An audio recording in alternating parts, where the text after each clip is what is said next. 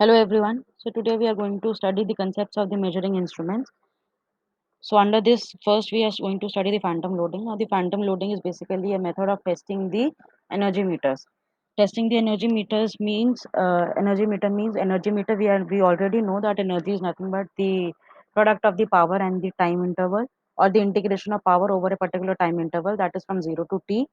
And under this method we are having, when the constructional feature of the energy meter is that it possesses a pressure coil and the current coil. And when we are taking the product of both the parameters along with the power factor, that gives us the power. So when we are integrating this power over a time interval of 0 to t, we are getting some energy. Now in the construction of the energy meter, we are having a disk. If you have seen the previous lecture, it is having a disk which is revolving in the clockwise or the anti-clockwise direction, and the speed of this disk is decided by the magnet that is connected, or the braking magnet that is connected alongside the, just next to the or the adjacent to your disk. So when it is moved closer or farther to the disk, the speed of the revolution of the disk used to increase or decrease respectively. So here we can say that the that in this case, though, the basic purpose of using phantom loading is, like, suppose we have generated a energy meter and we need to test it for the high capacity, or the this energy meter that is generated in the industry, it is of high capacity, and we now have to test this in we have to test this energy meter. Now the basic, if we have to test this, then we cannot directly put it onto the high loads. We cannot directly connect it to the high load. So what we are doing, we are generating a fictitious load here, arbitrary load here, and we are testing your energy meter on that arbitrary load. So that particular kind of load is known as your phantom loading or the fictitious loading. Now this kind of arrangement is having a pressure coil and a current coil. The pressure coil is supplied by normal voltage V, and the current coil is supplied by a low battery voltage. The voltage, now the voltage across this is your normal voltage V. The current flowing through this would be the one that is generated by the low battery voltage. When we are taking the powers across this pressure coil and the current coil, we will get the overall power in the system. Overall power that is supplied by the system by both the normal voltage and the short battery voltage, small battery voltage. Now the overall power losses in this case is very low. This is one of the advantages of using your phantom loading or the fictitious loading. Now, the next method that we, or the next device, instrument that we are going to study, is used for the measurement of the capacitance. That method is known as the de Sauty's bridge. That this is one of the bridges that is used.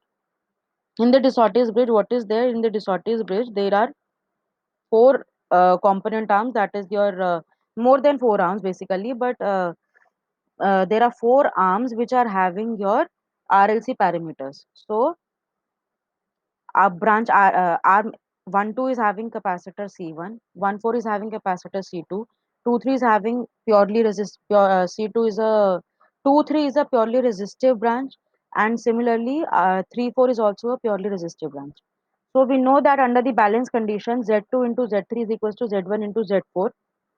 When we calculate, now Z4 is nothing but a purely capacitive branch. So we know that the Z4 is going to be the reactance, the capacitive reactance, which is nothing but 1 upon j omega C1, j omega C2. And this would be, the Z3 would be, it is a purely resistive branch, that means into R3. Similarly goes for the other side also. Now when you evaluate the parameter j omega cancels each other. So you will get the value of the unknown capacitor C1, which is C2 into R4 upon R3. Now the disadvantage of this is that the C2 is an imperfect capacitor here. That means it is having some dielectric losses. But because of the, by using this de Sauty's bridge, we are not able to calculate your dielectric losses. We are not able to include your dielectric losses in this kind of a method.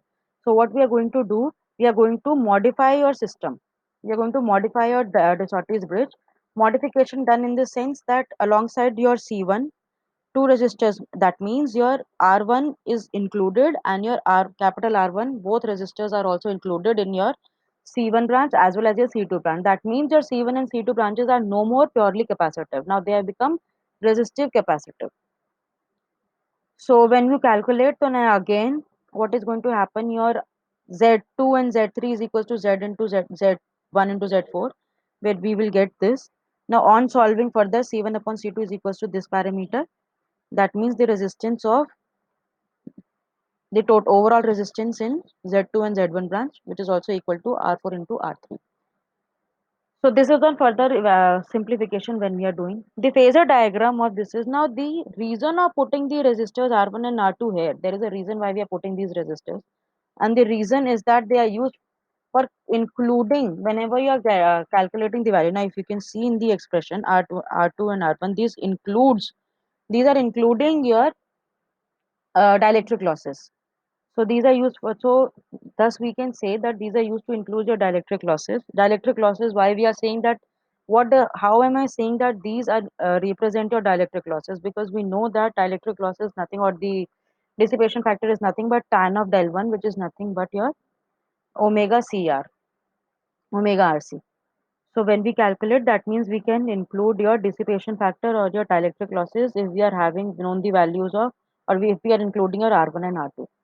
Now, if we have to calculate when we are making the phasor diagram, now if you see carefully phasor diagram, your in the branch 1, 2, R1, C1, C, I1, R1, that is the voltage across your I1, R1 branch, and the voltage drop across your C1 branch. When you take the phasor sum of them, you will get EC1. So this C1 and R1, the EMF across this would be EC1. Okay. Similarly, R2 and C2 will give your EC2. R2 and C2 is going to give your EC2. R2 and C2 is going to give your EMF EC2. Now R1 with EC1 is going to give your E1. R1 with EC1, R1 with EC1 is going to give your E1. So somewhere around here, your E1 is going to come, and R2 and EC2 is going to give your E2. R2 and EC2 is going to give you somewhere around here, your EC2 would be there. So, and if you can see here, R3 and R4 are purely resistor. That means they are going to be in phase with the other resistors. E3 is equals to E4. So on taking the further EMF phasor sum of all the EMFs, we are getting the overall EMF or the supplied voltage as E, which is in this direction. So this is for today's lecture. If you have any doubts, then you can put them in the comment section and I shall answer them. Thank you.